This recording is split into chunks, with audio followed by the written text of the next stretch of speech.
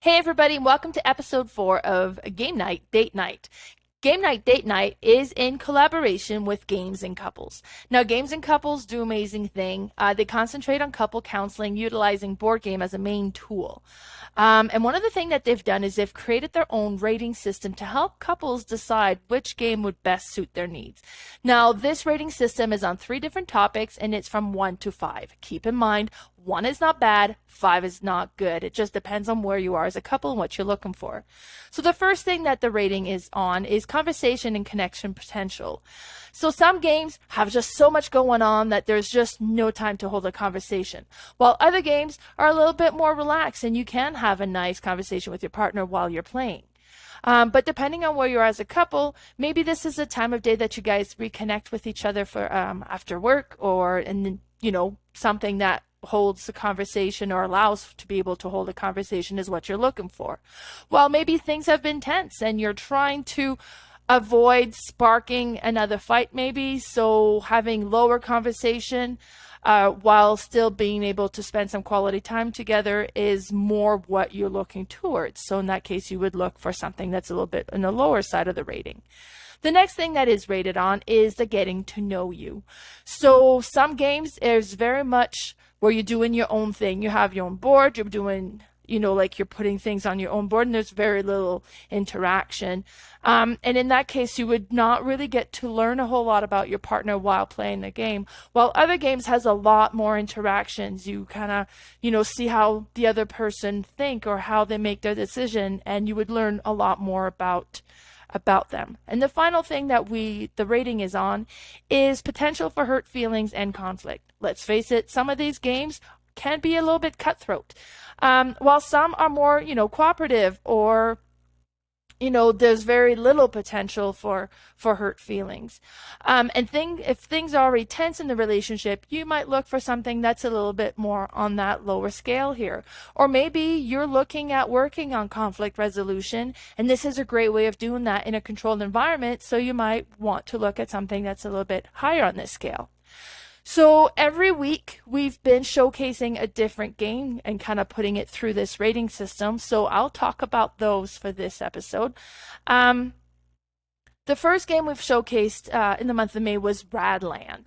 Radland is a game that was created by Roxley Game. It's a 2-player game, and the artwork is very neat in it, and it's kind of interesting. This is a post-apocalyptic world, and you have your own camp that you're trying to protect while trying to attack the other camp. And the currency in this one is water, so you're spending water to create all these different actions. This is how you're paying your people that are part of your camp. And it's very interesting. Each things can do different things, and you've got your campsite. You've got 3 campsites, and then you'll start putting people in front of it, protecting it, and you can attack the other side. But then if they have people in front of their campsite, they're protecting it, so you'd be attacking them first. Now, if the campsite is unprotected and you're attacking on that one row, now you're attacking that particular campsite as well.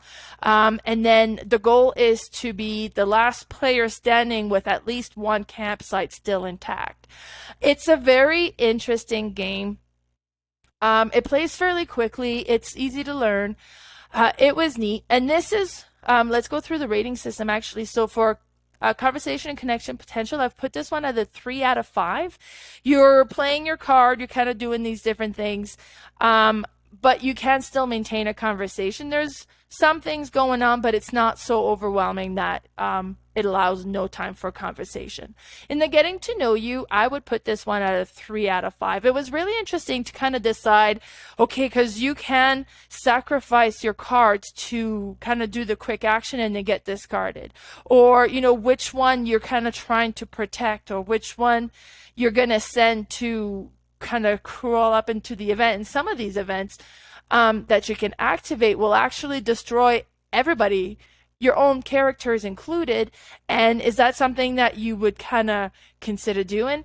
It was neat. Now, for hurt feelings and conflict, I would put this one at a 4 out of 5. This is a battle game. This is one where I'm going after you, you're coming after me, And sometimes, like, okay, oh no, this one's hurt, but I'm about to heal him, so that's great. I'm going to do this. And then you kill him.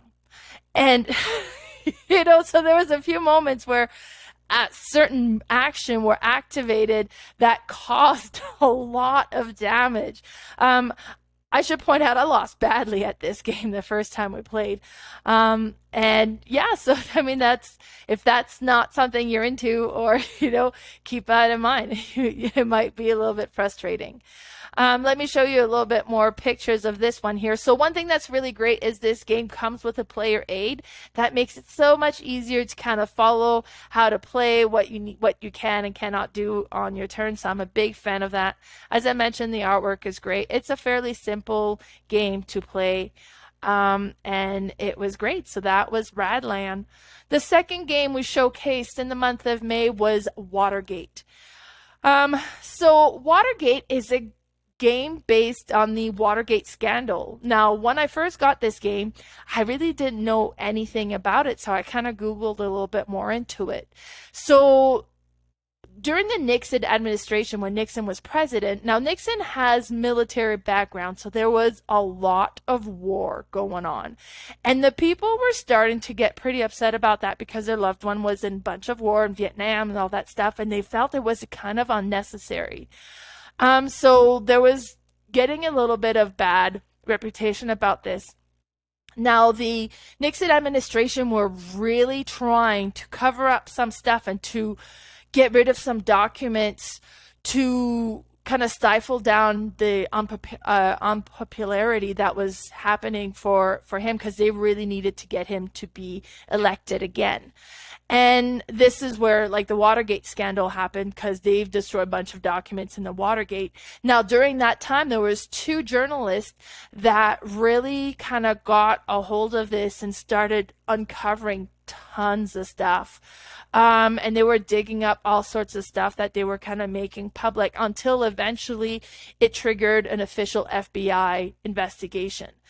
And I'm explaining all this because this game is so thematic to this. One person plays as the journalist while the other player plays as the Nixon administration trying to stay into office. This game is great. It's neat. It has a super cool tug-of-war mechanism in it. I'll go over the rating system and then I'll show you more about the game. So for connection and conversation and connection potential, I've given this one a 4 out of 5.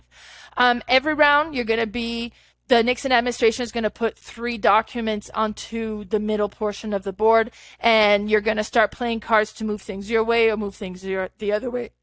So there's not lots and lots going on that you wouldn't be able to hold a conversation while playing it. For the getting to know you, I'm giving this one a 3 out of 5. A lot of this stuff you're not going to reveal as to what you're planning on doing, because you're trying to say, oh, I'm going to hold on to this and then I'm going to put this there. So there's a little bit of information that you're keeping to yourself. So it's not going to be super revealing, but sometimes like, okay, and it was like, oh my God, I can't believe you just did that. For hurt feelings and conflict, I am giving this one a 4 out of 5. Because with this one is you're working, mostly if you're on the journalist side, because you're working on creating these links between the Nixon and a whistleblower, basically. And then maybe you're like, you've been working on it, you almost got this link connected, and then all of a sudden the Nixon administration buy off the journalist, cancel the whole thing, and you can no longer do that. Oh my God, that can be frustrating. So, I mean, it's part of the game, it's part of the fun, it works so well, but depending on how you are, this might be something that could be really upsetting. But let me show you a little bit more about the game. So on the side of the board there, you have that tug-of-war kind of area. So everything starts on the yellow area there, and you start moving things towards you or towards you, depending on which side you're on. So you're going to be playing a card. In the top portion of the card, like the example here shows that you can move 2 spaces, either a yellow document or one of the little wooden token. Now, if the white token is on your side of the of the board by the time you finished a round, then you get to be starting player, and that gives you one extra card. Now, if the red token is on your side at the end of the round, then if you're on the Nixon administration, the goal is to collect 5 of those, and then you get reelected. If you're the journalist, every one that you get, it'll kind of activate a special ability that you'll get access to, so you can start having a little bit more control. Now, those documents that are in the middle at the first, they're on the black side, so you don't know what they are. So you could play the one that says, okay, well, if there's a yellow document, I'd like to move it. So the Nixon administration knows what they are because they're their own documents. So they would reveal then if there is a yellow. Now, some documents have 2 colors, and they get to decide which one they would reveal if there is a yellow one. Now, if there is no yellow document, they would just say there's no yellow documents, and then you would use the card to move the token. Now, you also have the option to activate the bottom portion of that card, which has a much stronger action that you can do. And that's where you might be able to buy off an informant or different things like that. Now, keep in mind, however, if you're activating that card is discarded and it's out of the game for the rest of the game. And because every round you're going to reshuffle your cards. So if you've discarded them, now you can no longer do that action and you have less cards technically. So you want to be careful as to when you'll activate those bigger action.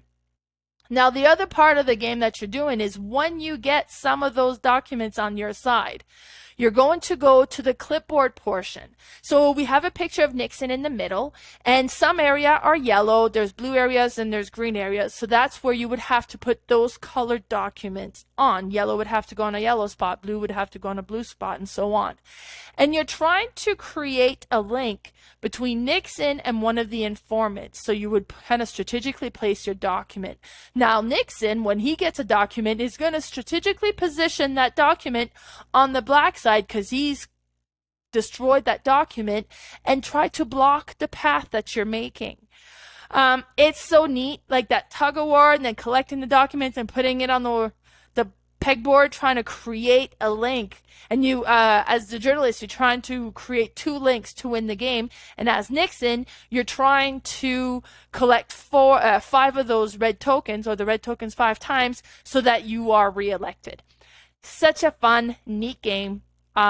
This one was cool. Now, the next game that we showcased during the month of May was Raiders of the North Sea. This one is a worker placement game, and it has a worker placement mechanism that I found was quite unique. It's the first time I had seen it when I played this game. Now, so first I'll go through the rating system. So for conversation, connection, potential, I'm giving this one a 3 out of 5. You're putting your workers, you're picking up workers, you're doing your actions, but there's enough downtime in between your turn that you can kind of have a small conversation. It has some room for that. Now, in the getting to know you, I'm going to give this one a 3 out of 5. You're placing the workers, you're collecting the workers, you're not kind of letting on as to what your grand plan is going to be. So there's some opportunity to kind of getting to know your partner, but it's not a super revealing game. For hurt feelings and conflict, I'm giving this one a 2 out of 5. Just because what can be frustrating with a worker placement game is that you want to do an action and then they've blocked it. And I was like, darn it, I really need to do that action, and you keep going there and I can never get it done. With this one, what's really unique with that worker mechanism I was mentioning is everybody starts with 1 worker, and on your turn you will place the worker on an empty spot and you activate that action. Then you will pick up another worker that's already on the board, take it back, and then you activate that action. So if you wanted to do a particular action and they went there before you can still do that action. You're just going to need to place your worker on an empty spot and then go and pick up their worker that they had just placed there. It might cause you to change your plan a little bit, but it doesn't block you out of any area. Now, apparently there are some cards that are a little bit more take that element to them, such as stealing resources and that sort of stuff. I haven't really come across that a whole lot, so that's why I was giving this one a 2 out of 5. And let me show you a little bit more on this game. So with this one, Placing a worker, picking up a worker, you're collecting resources. When you have enough resources, you can go and raid these different areas. At first, you're probably going to do the outposts that are closer to the bottom because they're a little bit less expensive to do. You will build your military strength, kind of make yourself stronger. And then when you go and raid an area, you can also roll the dice. So you have cards that you collect. Those are the crew that you're collecting, that kind of becoming part of you, that's going to be raiding with you. So depending on their strength and the military that you've accumulated, and on what you roll with the dice, depending on what you get, how much you might score. And then you get to collect the goods that are on site. So you would kind of collect that as well. Now, some of the stuff have like a little black skull, and if you collect those, one of your crew members is going to die. But building up your black skull kind of gives you more glory at the end as well, so it's going to count as points at the end. So it has potential, but it comes at a cost. Now, you start with the black worker, and then there's going to be gray workers and white workers that's going to be available, and some locations are specific to a distinct color, so you can't send a white worker in a spot that has a black worker requirement. Or some areas might be your black worker is going to get you that, but a white worker would get you something a little bit different. So there's that kind of playing into it as well. So it kind of be, okay, but I really wanted to do that action, but you just put a black worker there. And the next action I want to do, I would need a white worker. So I kind of don't want to pick up your black worker. So there's some interesting decisions with this one. It's a neat game. It plays fairly quickly, and it comes with these most beautiful metal coins. So, and I think that's worth mentioning.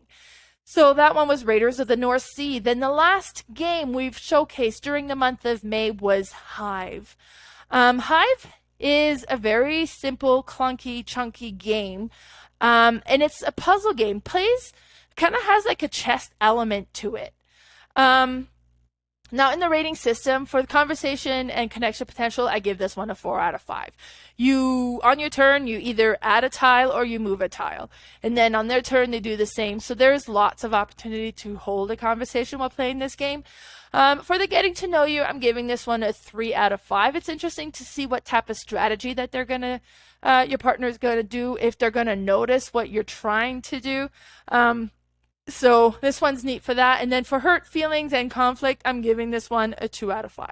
So the goal of the game is to play your queen bee and onto this grid, and you're trying to surround the other player's bee all around, and then that means you win the game. Now, it could be surrounded with your own pieces. It can be surrounded with their own pieces. It's just as soon as the queen bee is surrounded, they lose the game.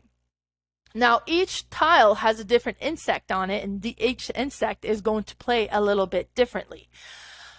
So the bee has to be part of the first 4 tiles that is played, because you can't be playing and not placing your bee, because then it kind of defeats the purpose. So one of the first few tiles you put on, the bee has to be part of that. When you place a new tile, it has to touch a tile of your own color. It can't be touching the other color's tile when you place it on the board. Later on, you can move it around as well. They all move differently. So the spider moves by 3 spaces. The ant can move on any outer edges. The beetle can move, I don't know if it's 1 spaces or more, but it can jump onto other pieces. And if you have a beetle on top of your piece, you can no longer move your piece. You're stuck. The grasshopper jumps in a straight line. So it could go from one end into the other side completely.